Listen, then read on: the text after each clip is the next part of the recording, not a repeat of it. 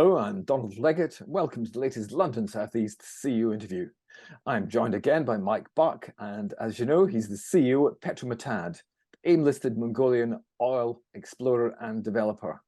MATD have just raised $6.6 million in a discounted share placing, with cash to be used to develop Petro Matad's various projects in Mongolia. Welcome, Mike. It's really nice to speak to you again, and I understand you're actually physically back in Mongolia. I am, Donald. Nice to speak to you too. Very good. Now, let's start by taking us through your recent fundraising placings. Note I say placings, which successfully raised $6.6 million. Who did the funding come from, and what will those funds broadly be used for? Okay, Donald. Well, the fundraise roadshow was conducted a combination of real meetings and online meetings, primarily UK-based investors. I think all told, we spoke to about 40 institutions and individuals, and I was very pleased to see a take-up when it finally came to raise the money of in excess of 60% of that. So a lot of people were interested in the story. You know, some of the tickets were quite small, probably reflecting that we're doing a bit of exploration. So some people like a flutter, but we also had some quite juicy tickets, including $1 million from Petrovis, our primary shareholder, our founding shareholder and largest shareholder. Once again, very, very pleased to see Petrovis backing us up with money that we need. Yes, it's important to have Petrovis in there as a keystone shareholder, isn't it? Indeed it is. Indeed it is. And as to what we'll be using the money for, basically three elements. We want to do high impact exploration drilling in Block 5 in Central Mongolia. We want to participate aggressively in the 2023 Mongolian exploration tender round that was announced towards the end of 2022. We've already submitted an application for acreage in that, and we're planning to submit a few more. And we'd also like to expand our activities into the renewables energy sector in Mongolia, where we see early entrant advantages and a sector that has got the full support of the Mongolian government. So quite an exciting time in the renewables. Certainly an exciting time for Petro Matad, that's for sure. Let me stop you there and ask you this. You've told us before that Petro Matad was in a good financial position. You were able to achieve lots of your targets on Heron 1, Velociraptor 1, and so on. So I'm wondering what actually sparked your decision to go for another raise?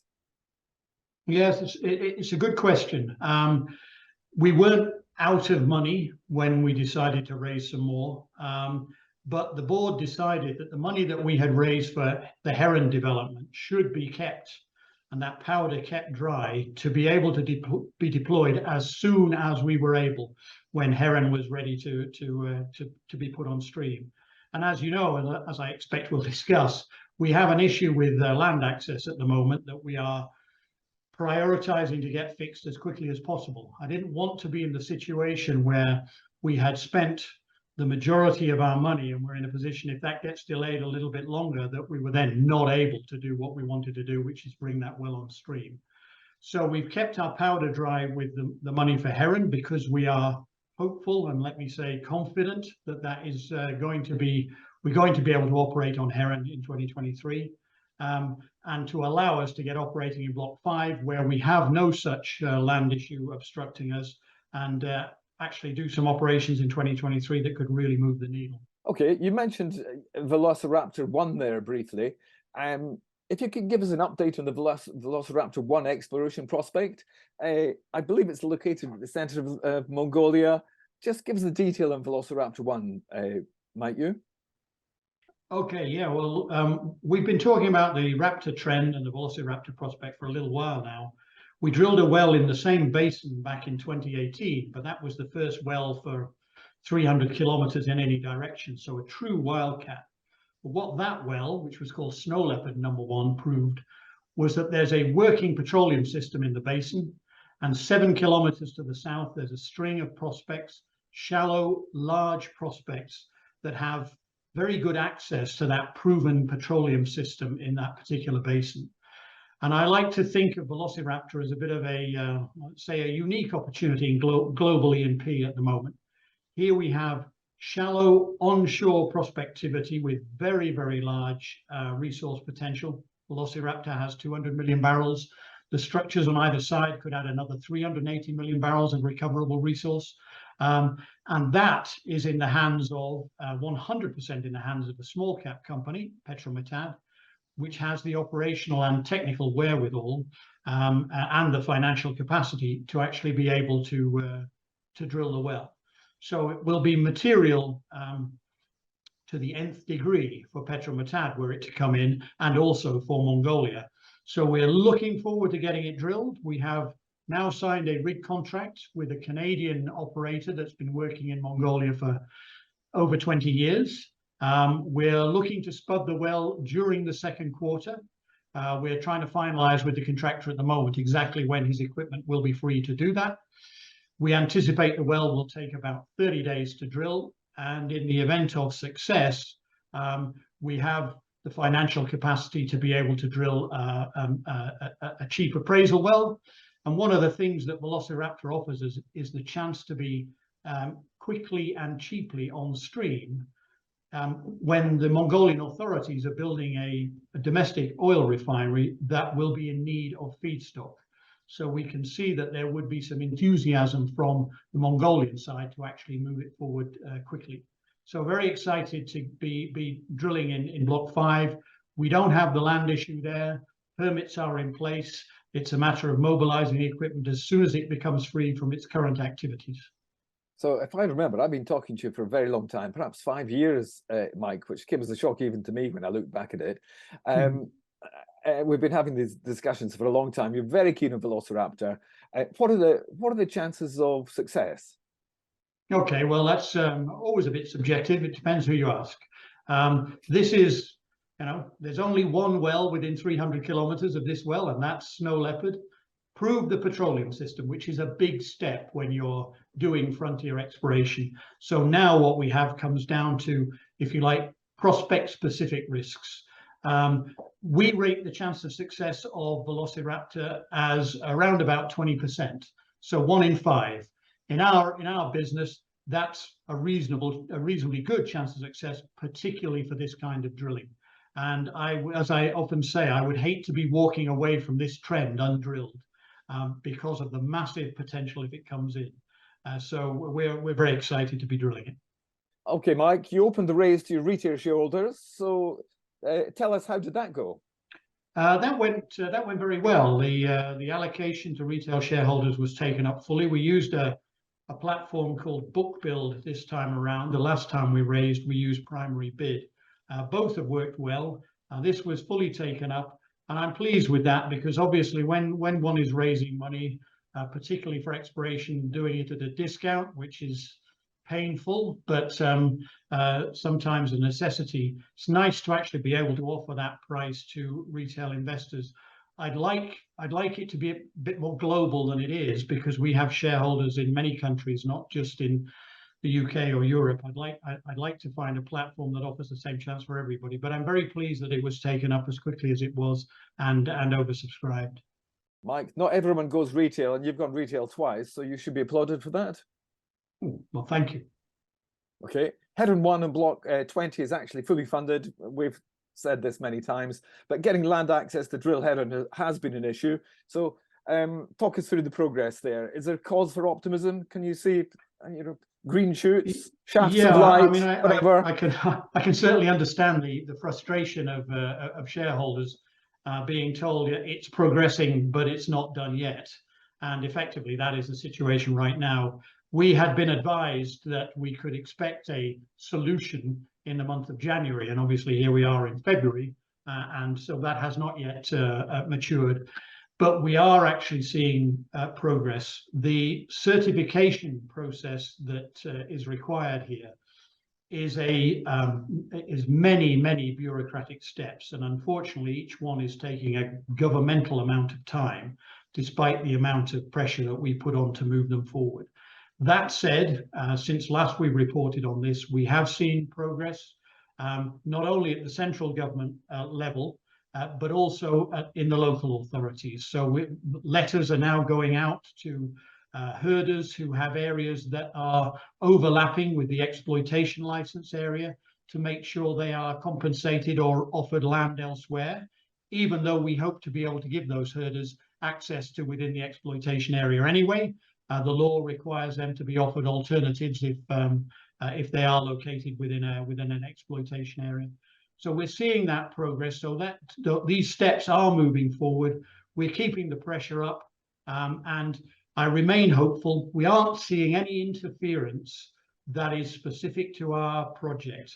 Our project is the first oil project to go through this certification process. So not only is it new for us in that respect, it's new for the government too. So I'm seeing no interference. I'm seeing the process moving forward. What I am happy to be able to do is to move forward on Block 5 whilst the Heron process comes to a completion. So we're not actually sitting twiddling our thumbs. I don't want 2023 to be a repeat of 2022 when it comes to Block 20. And I'd like shareholders to rest assured that we're doing absolutely everything we can to make sure this thing gets fixed as soon as possible. Okay, talking about working parallel progress, let's turn to renewables, your joint venture with SunSteppe Energy. Now, I don't know an awful lot about this, so I'm delighted to, if you could fill us in. It seems of real potential. So what sort of scale are we talking about here, and what timelines are involved, and what exactly do you mean by renewables joint venture? Tell us all. Okay, well, Mongolia has huge potential for solar and wind generated power. The World Bank's data on the country shows that it's spectacularly windy, certainly in the southeast, and it's very, very sunny throughout. Mongolia calls itself the blue sky country, and it certainly is that, even when it's very, very cold in winter. So there's massive potential, and of course, it's a very large country and very, very lightly populated. Not to say that land is not an issue, because I've just spoken at length about how it can be, but the renewables projects that have been set up in Mongolia, and there are a few relatively small ones at the moment, renewables projects tend to be close to demand. And in this case, so far in Mongolia, that's close to industrial areas where the use of land is slightly less controversial than when an oil company shows up in the middle of nowhere because the geology tells us to go there, and people are surprised. So land is can also be an issue, but perhaps less so. Our joint venture with SunSteppe comes about as a result of the review we did starting a couple of years ago to look at this sector, because we saw the potential. SunSteppe is a Mongolian outfit that has contributed to 3 of the, let's say, 9 small projects that have been brought online already. They've been a project developer in that they get the permits, they do all the feasibility studies, they get a power purchase agreement signed, and then they look to find people who have the pocketbook to be able to enter into the construction phase, which is obviously the more costly phase. We see SunSteppe as having expertise. They definitely have the contacts in the Ministry of Energy, which is not the ministry we deal with. We deal with the Ministry of Mining. And they have very, very good experience and a successful track record. So they're bringing that to the joint venture. What we're bringing initially is funding of the joint venture's overhead. We're bringing our project execution skills and our support departments, including logistics and governance and HSE. We think this will make a very, very nimble and entrepreneurial joint venture that can target some of the projects that are on offer at the moment. And we've identified, along with SunSteppe, 3 or 4 projects that we'd like to chase. And they vary in size from a few tens of megawatts, which is similar to the size of the projects already online in Mongolia, up to hundreds of megawatts. So the potential here is very large. And the thing that has changed in the last, let's say, 12 months is that the government of Mongolia is now really pushing this. The energy strategy says a 20% increase in reliance on renewables compared to coal-fired power by the end of the decade. And effectively, right now, 90+% of Mongolia's power is from coal-fired power stations. To be fully self-sufficient at peak hours at the moment, Mongolia is not fully self-sufficient and has to import power. And then to become a power exporter. And we know that there are conversations going on with China, obviously an immediate neighbor of Mongolia, but some other governments in the region are very keen to see Mongolia generate clean power. So we think getting in at this stage is a very good thing to do. I've told the board that what I want our joint venture to bring forward are projects of varying sizes that we can actually get to either a stage of construction ready and flip for a premium, or better still, to find a funding route that doesn't require us to fund the whole thing, but using grants or debt or equity investors alongside that would allow us to stay involved at a decent working interest to learn the business still further. And for Petro Matad, there's the byproduct that we can learn about the feasibility of renewables to employ on our Heron discovery and hopefully on our Velociraptor discovery as well. We'd like to find a renewable energy solution for our oil field developments. Okay. Talking of oil field developments, Mongolian exploration licenses, which you can bid for, that's also in the planning stage. So which of those licenses do you see as being the most prospective? Who else is in the bidding? Who's the competition? And are there joint venture opportunities there as well? You're obviously very entrepreneurial at the moment, Yeah, driven by necessity, but nevertheless very entrepreneurial. Yeah, well, that's right. I mean, we helped the regulator here in Mongolia organize the licensing round. And it was launched at the Singapore Scout Check back in early December. They're offering 14 blocks in the southern half of the country, all the way from east to west. So varying degrees of near field exploration in the east to rank wildcatting in the west. So there's the full spread of risk and reward potential within this. Petro Matad has quite a competitive edge here because we have a very, very good database.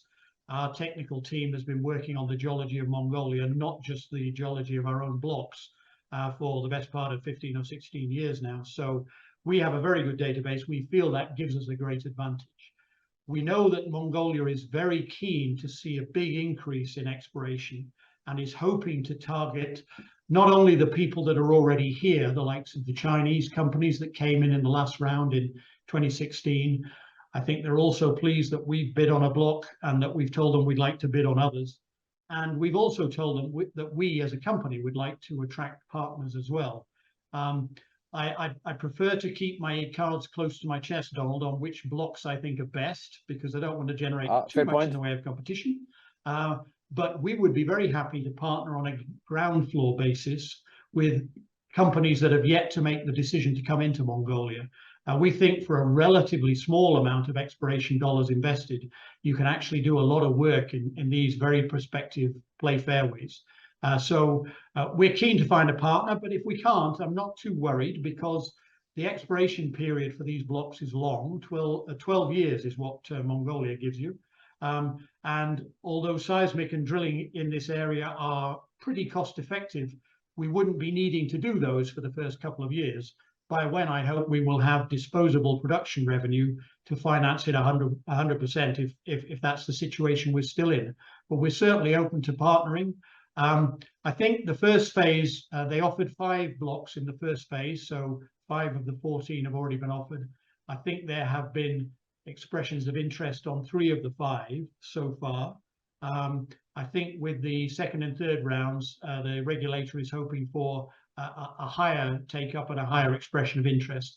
But we are certainly now ready to do an evaluation of those blocks that have data. There are some with seismic, and we'd like to get our hands on those tapes and do some reprocessing to make sure that the areas are as good as we think they are. And even for the wildcat exploration, our field geology in the early days of Petro Matad seems to have known no bounds. We didn't just work on the blocks we held, we decided to work on everything. So we do, as I say, we do have a very, very good database and some pretty good ideas. Fantastic. It seems to put you in a very good position. Okay, final question. What kind of news flow can we expect from Petro Matad over the next few months and into the summer? And what are the key areas of focus? Okay, well, I'm, as you can imagine, desperately keen to announce some super positive progress and a solution on the Heron land access issue. And I say a little prayer every night that that's coming soon. And then every day I'm working flat out along with the team to try and make sure that we get there. So as soon as we can announce that, we'll announce it, don't worry. In terms of timing that I can be a little bit more clear about, then with Velociraptor planned to spud in the second quarter, we do have the drilling contractor telling us that he will be able to meet that. We're now actually trying to find out which month of the second quarter he'll be able to do it. And then we'll be announcing, once we mobilize to start site construction and work over the water wells we'll use as a source of technical water for the drilling, we'll be announcing that. Any updates we can give on the exploration licensing round, we will. Mongolia has said, to their credit, that they want to very quickly negotiate and very quickly award blocks, not for it to take months running into years to do so. So that's positive as well. And we would certainly want to announce those when and if we're successful. And on the renewables front, I think that will give us another string to our bow and something to talk about as we make progress towards permitting some projects, getting some exclusivity on projects. So I look forward to announcing those as they come along. Mike Buck, we're out of time. Thank you so much indeed for joining us today. That was absolutely fantastic. I'm sure we all learned quite a lot there. There's a lot of new stuff there for us. Thank you, Mike. For more free company information and data about Petro Matad, please go to the MATD pages on London South East. You know where they are. And meanwhile, do follow us on Twitter. That's at London South East, or alternatively register on London South East at YouTube. So just Google and you'll Google London South East YouTube and you'll find us there. And thank you for watching and do stay safe.